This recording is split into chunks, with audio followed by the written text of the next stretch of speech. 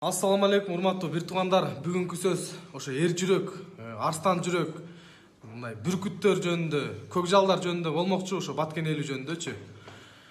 Эми кандай десем, мына биз барып келдик. Кудайга шүгүр, алхамдулилlah, аман эсен барып келдик. Ошо Баткен эли жөнүндө айта кетмекчимин. Андай элди, андай духовистий элди мен көрө элекмин да. Көрсө Баткен эли мындай мактан өрбөйт экен да. Ошон үчүн биз билбейт экенбиз да. Ошол жерде жашап, ошончонун баарын көрүп, ошол жерге ысык сууна чыдап жүргөн элге мына терең таазим да. Биз айтып өткөнбүз, биз бияктагылар жүргөндөр мактанып өткөнбүз, о мен жактагылар мондай жашайт, мындай тигиндей депчи. Бирок аякта жашагандар действительно мындай духовистий экен да, мындай айткандачы. Баа бериш керек чындапчы.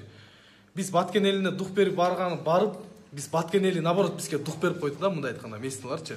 Бизде мына митингке чыгып эле, мен митингде жүргөм, тигүү деп мактанып жүрөбүз. Аякта согушта жүрөт. Тажикстан 2 жыл ошол жакта даярданып, 2 жыл даярданып, ушу набекке, залет демеге, налеткочу 2 жыл даярданып, ошол жерде мындай айтканда жана арка, максат айылы деген кичинекей эле айылдар, ошол жерде чоң килтейген мындай шаар бар, 2-чи павеличине көрөт, Душанбе деген Куржан. Ошол жерде мындай кичинекей эле айылдар бар, ошо айылдын тургундары эле ошол жерге бой берип койду ошолоргочу. Канча бир солдаттын башын жейбирди мындай айтканда. Эл эле карапайым эл эле мындай айткандачы, армия киргишкен жок. Эл эле ошол жерде кетмен күрөөгүн көтөрүп алып эле ошол жерде ошолорго бой берип койду мындай айтканда. Ошого сүйүнүп атышат тигилерчи, мына Кыргызстанга кирип келдик тигүү депчи. Эми ошо элди мындай ойлонуп кое бергиле да, башка мына региондордо мына могу жерде 7 областтан чогулган жигиттер отурабыз. Бирок аларга действительно баа беришибиз керек экен да, мындай чыныгы эр жүрөк көкжалдар ошол жакта жашайт экен мындай. Аялынан баштап алар мына бизде мындай да. Дүйнөгө кирип кеткенбиз, машина чийип алсак эле мындай переживать этет. Алар мындай үйүн, машинасы үйүн өрттөнүп кетип, уйларын айдап кетсе деле мындай садака кылып койт экен мындай жүрөгүнөнчү. Мындай эле чечим чыгарып койт экен. Мен андайды мындай биринчи жолу көрүшүм. Намазын окушат экен. Көп 80% Кыргызстанда алымдар ошо Баткенден болуш керек. Намазын окуйт, жумушун кылат, үйлөрүн көрсөң, үйлөрү бар, огороддорун көрсөң, огороддор эми биздикиндей чөзүп, жүдөп кеткен эмес. Мына аккуратный, бүт баары терилген, бактар мындай как будто уровень менен тиккендей да. Бизде андай эмес. Мына чыныгы тың адам, чыныгы тың мындай эр жүрөктөр көрсө Баткендиктер, ошолордон биз үлгү алышыбыз керек экен. Намазын окушат, мына кыздары кечөөгө 5тен кийин чыкпайт экен, эркектер намаз окуйт экен, намаз окуганда да бекем окуйт экен. Анан бизде мындай го, мен үйүмөн көчүшүм керек өйдө жакты көрсө. Эмнеге дегенде, биякта мына түтүн дейбиз го. Аларда согуш болуп атса да көчпөйт экен. Анткени биз мен көчүп кетсем, бул жер башка бир мамлекетке өтүп кетет деп көчпөйт экен. Ошолордун духун ойлоп койгула. Мына биз өзүбүз деле айтып берели.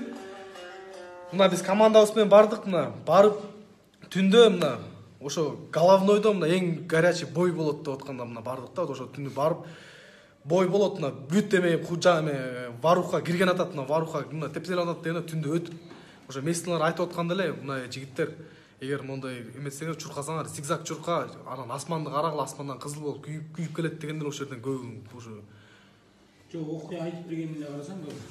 Окуя айтып бергенмин, башка повод бербейт калат. Мына жөнөкөй айтып берип койгондой. Келчи.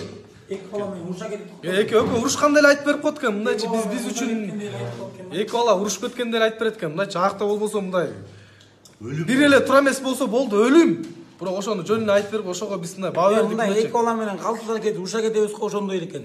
Кээ бирөө мынча суу көтөрүп барат, тиякта согушуп калса керек. Азыр сууну тыштай калайын, азыр барып мушташам дегендей. Аялдар деген духун аны барып көрүш керек да, 1000 жолу сүйлөгөндөн бир жолу көргөн. Мына Бишкектен, Кыргыз эли мына биргеле.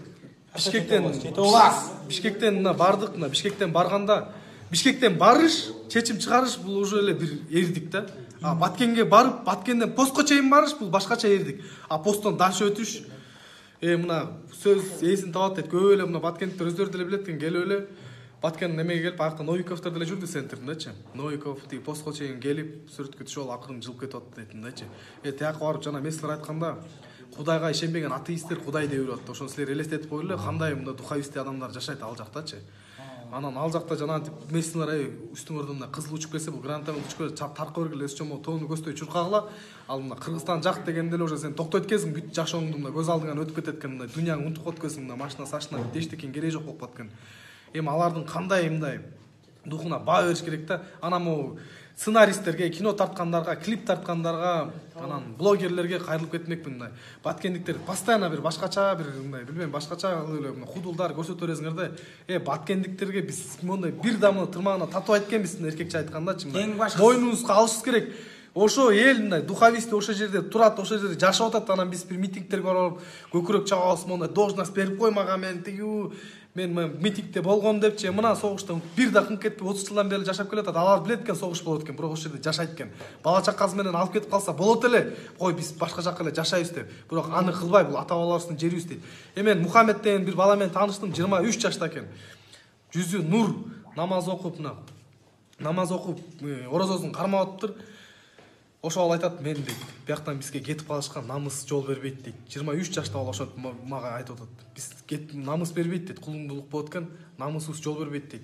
Биз апаларыбызды, аялдарыбызды араң чыгарабыз дейт, бар эвакуация кылалы деп. Анан жана түндө аркадан машиналар көтүп атты го, тоону көстө. Алар качкан жок. Алар бала чакасын коюп бар аман эсен тиякта туруп тургула, биз азыр келебиз деп эркектери ушундай настрой менен жүрдү.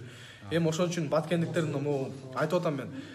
Бир эме калып калганда, бир кандай десем, тура эмес ой, эмелер кинематографтар тигулар тура эмес ойдо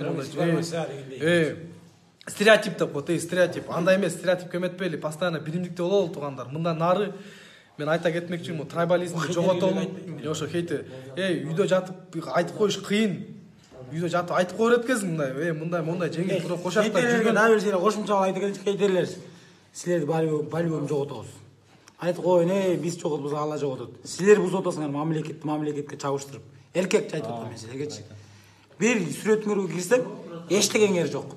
Оозуңарды чоюп отурасыңар. Анан көрө албастыктар, кыргыз элим көрө албастыкты тыялы. Биригели.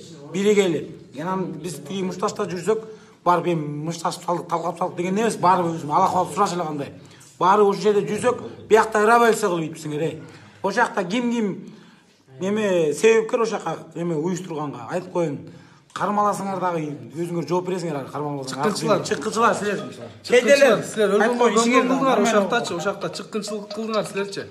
Пайдаланып силердин оюңар кресло эле экен, мындай айткандачы, мына бизге мына ачык айткан балдар менен эметебиз, бизге саясат сасыктын кереги да жок, мында ачык айткандачы. Бизге жетиштүү дагы эле. Жүрөбүз, алхамдулилlah бизге жетиштүү, мында Алла бизге жетиштүү. Мына ошон үчүн баткендик туугандар дайыма урматтайлы, кайсы жерге барбасын мындай сыйлайлы баткендиктердичи. Эки колдо учурашабызбы, чай беребизби, сыйлайбызбы, сыйлашыбыз керек экен. Кадырын билишибиз керек экен. Ушуга чейин кадырын билбей жүрүптүрбүз мындай. Эркекче эле айткандачы. Жана жерден гранатомет, вертолет болуп атканда да ошол жерде турушту ошо элчи. Эри жүрөк экен действительно. Самый главный кыргыз элим. Баткендик эле эмес. Бирок баткендик кыргыз элим жөнүндө сөз болуп атпайбы? Макташ керек. Анан самый главный жүрөгүбүздү дарылайлы.